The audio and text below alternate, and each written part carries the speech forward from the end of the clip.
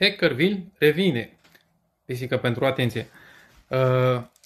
Instructorul nostru de la Project Hackerville, împreună cu cei de la Breakable România, încearcă să reînvie tradiția noastră frumoasă din județ, și anume tradiția noastră pentru hacking.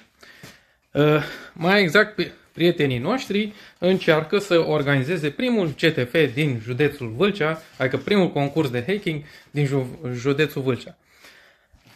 Deja prin Project TV avem foarte multe inițiative prin care încercăm să reînviem toată chestia asta, evident de data asta nu ca și criminali.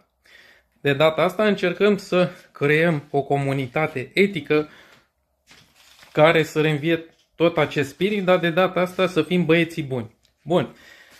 Ce vreau să înțelegeți? În comentarii o să găsiți un link prin care atât Cristi cât și cei de la Unbreakable România încearcă să vadă cât interes este pentru acest subiect în acest județ. În funcție de ce interes există, o să se facă acest eveniment sau nu și poate o să devină tradiție sau nu, în funcție de cât de serioși suntem. Haideți să arătăm că chiar ne pasă de acest subiect în județul ăsta și că ne ocupăm cum trebuie de el. Bye bye!